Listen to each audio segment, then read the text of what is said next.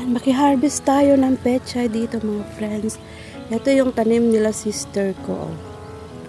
Ang palaya. Ito yung kanilang munting garden dito sa bukid. Ang sari-sari ang kanilang mga tanim dito. May tanim din silang kamatis. Pero pinakamarami nilang tanim is pechay. And manghihingi tayo dito kasi ihahalo natin mamaya sa isda. Yan. Mamili lang tayo dito ng medyo malalaki kasi yung iba dito is maliliit pa. Yan, daming pechay. May tanim din sila ditong sitaw na hindi nakakaganda. Yan. Lagay natin dyan.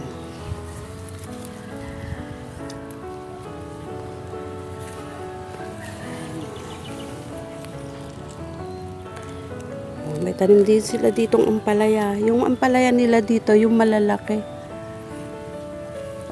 At tignan naman ninyo. May bunga na yung kanilang ampalaya. Pitas tayo.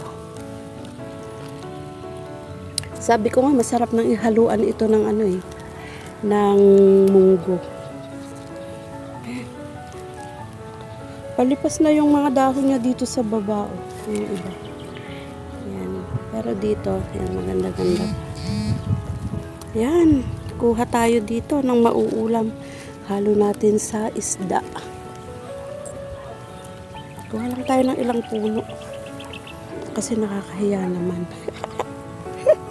Nakakahiya naman, kunyari. Kapapatubig nila ito. Ay, tignan ninyo, oh. Meron pang palakang hindi naman nauulam. And ito, dito tayo magbawas.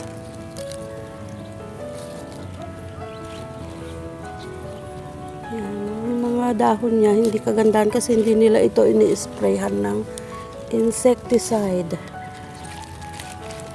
Yan, okay na yan. Marami na.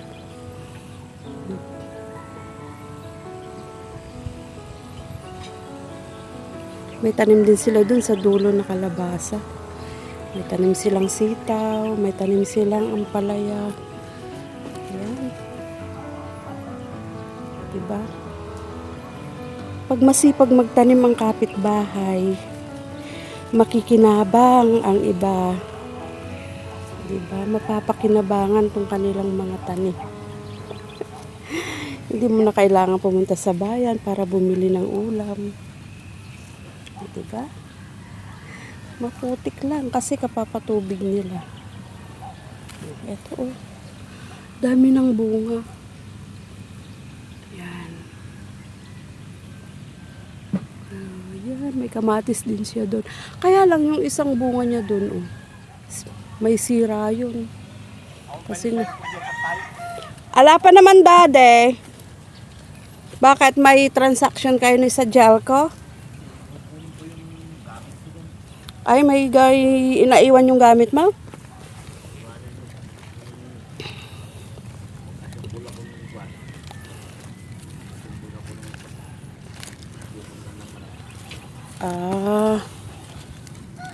Yan, kuha tayo. Diba?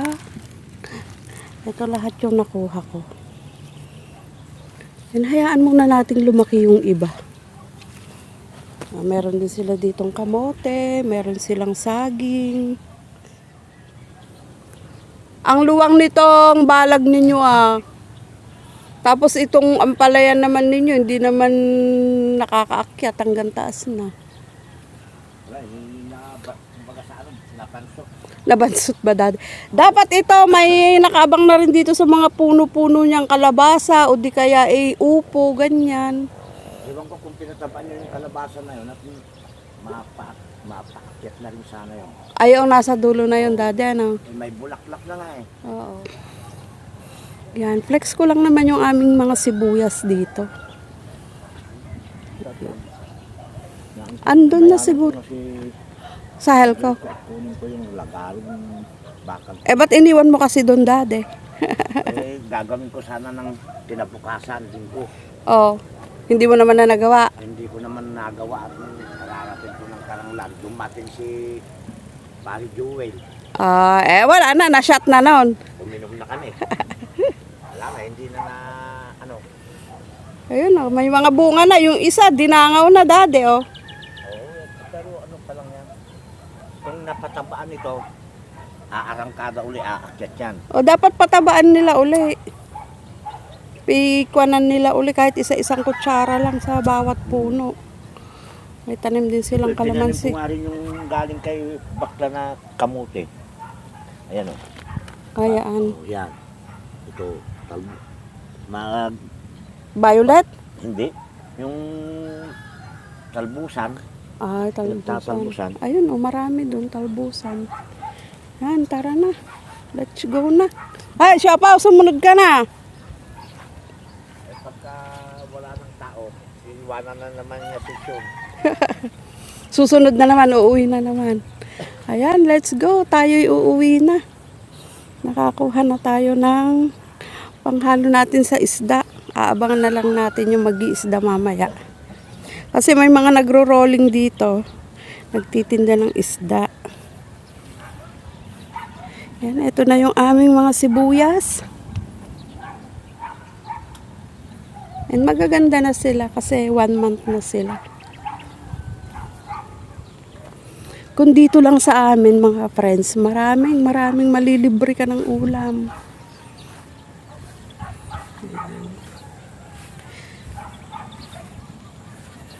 Meron din ditong sa mga bakod-bakod ng pinsan ko. Meron ditong patola. Ang pagka gusto namin mag-ulam ng sardinas at patola. Ito, kita nyo oh, ang daming bunga. And hindi na rin niya kinukuha. Matitigas na yung mga yan.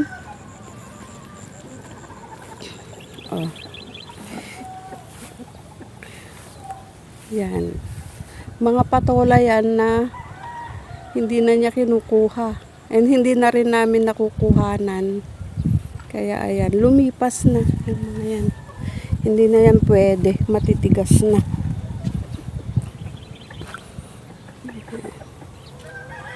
O, kita nyo, nasasayang lang yung mga patola. O, dito meron ding mga kulitis. Kita nyo, ang lalaki ng patola. Lumipas na. Lumipas na sila. And then dito meron pang papaya. Nung isang araw, humingi ako dito ng papaya. Yan yung pinagkuhanan ko. Humingi ako dito kasi wala kaming papaya. Pero ang kapitbahay, merong papaya. Tagal-tagal na nga niyang inaabang mahinog tong mga to eh, oh. Ang lalaki na pero ayaw pa rin mahinog. Ang kinukuhanan naman namin dito sa gawin taas. Dito sa baba, yung mga bunga dyan pinapahinog niya. Nakakatuwa naman kasi ang gaganda ng aming mga sibuyas. Si Daddy. Andito na pala. Dumating na. Si Sadyal ko, andito na. And eto naman yung aking alagang aso dito, na sunod ng sunod sa akin. Ay, paalis na si Sir Noel, oh. Andito si Daddy. Bilisan mo, Daddy, paalis na siya. Kukunin daw po niya yung lagari po. May gagawin daw siya. Yung aso kong sunod-sunod. Ito naman yung lagi namin kinukuhanan. Free lang kumuha yung madadaan and gustong mag-ulam. Ito yung kinukuhanan namin pagka gusto naming maghalo ng ganito sa pakbet. Yan, palipas na rin pero napakarami pa rin mga usbong na bulaklak. Yan, walang katapusan. Yan, dito kami kumukuha.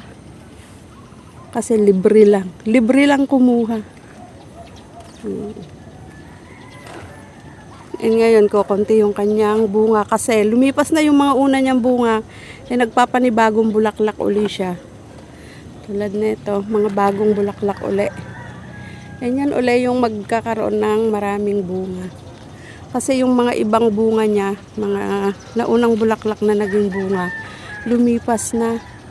Nakuhanan na namin. Eh, ito ngayon, mga bagong bulaklak. Yan. Sige po. Ayun siya yung may-ari. Sabi niya, kumuha lang kayo dyan. Kaya marami, sabi ko nga sa inyo, pag dito ka sa bukid, maraming libre. Ayan yung aking aso naman. Siopaw, let's go home. Yan. Napakaliit niya. Kung ilang beses akong pumunta sa bukid, ganun din siya.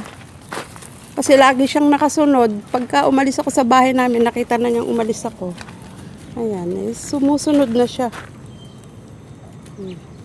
Pag huminto ako, hihinto rin. Pag lumakad ako, lalakad din. Yan, thank you so much. Yan muna ang ating video dito sa kapaligiran dito sa amin. Ito naman yung mga sagingan namin dito sa aming manukan, no.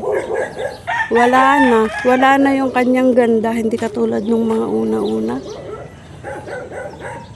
Natuyot na, oh. Kasi matagal nang walang ulan. Parang kila Maricoy Born Free. Oh, hindi lang sa inyo natutuyot ang saging, Maricoy Born Free TV. Dito din sa amin natutuyot ang mga tanim naming saging. May tanim din kami ditong malunggay, parang sa inyo. Nagsisimula na siyang mamulaklak. Ayan, ito na yung kinuha nating pechay kanina sa bukid. Halo natin sa tilapia.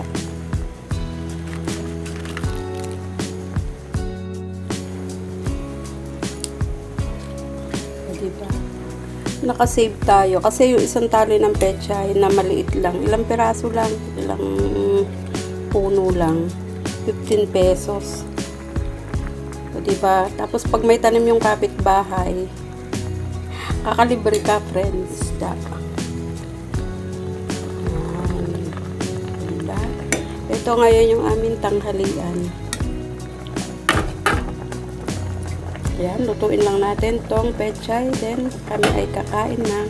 Thank you so much!